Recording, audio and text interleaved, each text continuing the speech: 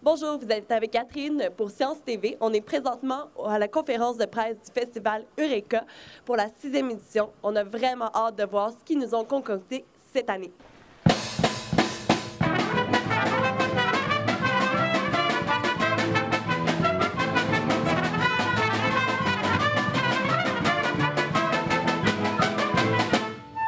On est présentement avec Stéphane Bellavance, qui est le porte-parole de la 6e édition du festival Eureka.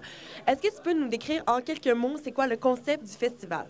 Bien, le concept du festival, c'est un grand rassemblement scientifique pour montrer à tout le monde que la science est accessible. Je dirais que c'est ça.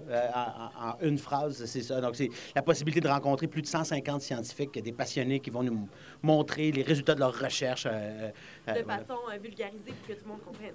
Tout le monde, de 7 à 77 ans, tout le monde est invité. Mais voilà. tout le monde est invité, là. Oui. C'est pas juste pour les enfants. Ben non, absolument pas. Non, c'est pour les enfants, pour les familles, pour les couples. Il y a même des conférences, je dirais, qui sont peut-être pas tout à fait pour les jeunes enfants, là, sur la chimie et l'amour, entre autres.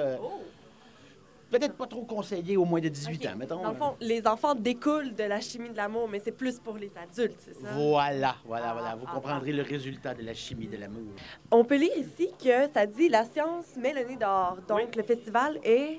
Le festival, oui, c'est à l'extérieur, tout à fait, ici au Vieux-Port de Montréal. Et en fait, il va prendre d'assaut le Vieux-Port au complet. Toute la promenade, c'est gigantesque. Il y a plusieurs kiosques, c'est divisé en plusieurs zones. Et vraiment, il y a moyen. En fait, ça dure 3 jours. Et j'ai l'impression que pour voir le festival au complet, faudrait 3 jours, là. Peut-être il aurait fallu ouvrir une 4e journée, peut-être. Emmenez votre tente de camping, là. Oui, c'est ça. Installez-vous. Exactement. Et quelques casseroles. Ah! C'est ma blague. Oui. Et toi, dans le fond, pourquoi tu as voulu être porte-parole de cet événement? Bien, c'est une magnifique invitation que j'ai acceptée d'emblée.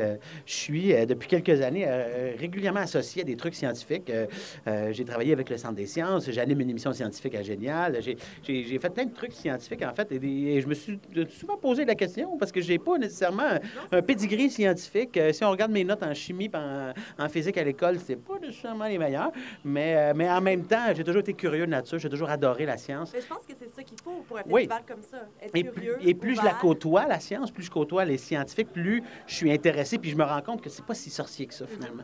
Que la science fait partie de nos vies, fait partie de notre quotidien, du matin jusqu'au soir, dans toutes les sphères de notre vie, que ce soit quand on prend notre douche, qu'on fait la vaisselle, qu'on prend notre voiture, la science est vraiment partout. Et là, le festival va permettre de mieux comprendre, ça, en fait. Absolument. Il y a vraiment plusieurs possibilités de jouer avec la science. On pense à Luc Langevin qui fait de Oui. la magie, tout en intégrant des éléments de science. Tout à fait. Et je dirais que le domaine artistique est un domaine où la science est prépondérante. Puis le festival va servir à ça, en fait, d'ouvrir un peu comme l'émission que j'anime, en fait. C'est un peu le même but. Le but, c'est de faire réaliser à quel point... La science nous entoure. La science nous entoure et que c'est pas si sorcier que ça. Parce qu'on a l'impression qu'il faut absolument porter un cerveau pour avoir un doctorat. Notre doctorat sur le bras, ouais, le diplôme. Puis connaître des mots pas prononçables, puis des molécules, des affaires. Alors que c'est pas nécessairement le cas. Il y a des choses, et les scientifiques, comme aujourd'hui, justement, on a fait de la crème glacée avec l'azote liquide. Oui. En passant très bonne, oui, devez essayer. C'était vraiment excellent. Puis, fait que voilà, ça permet de voir que la science nous entoure. Je vous présente Normand Boyer, professeur à l'Université Laval à Québec, qui a une présentation qui se nomme « Chimie de l'amour ».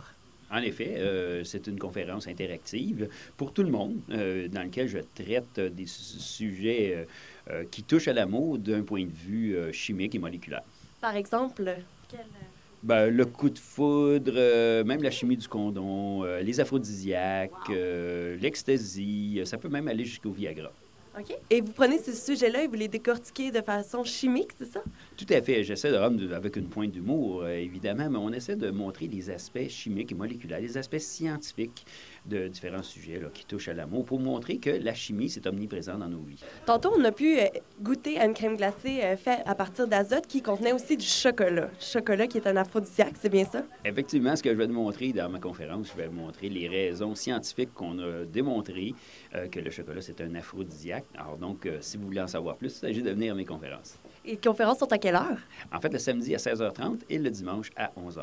Parfait. Bien, je vous remercie beaucoup de nous avoir accordé ce temps et on espère vous voir au Festival Eureka. Ça me fait plaisir, j'ai hâte de vous voir aussi.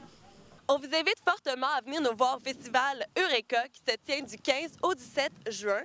Même fin de semaine, il y a aussi la plage, ouverture officielle. Donc, amenez vos gougounes, ça va être un beau combo. On espère vous y voir.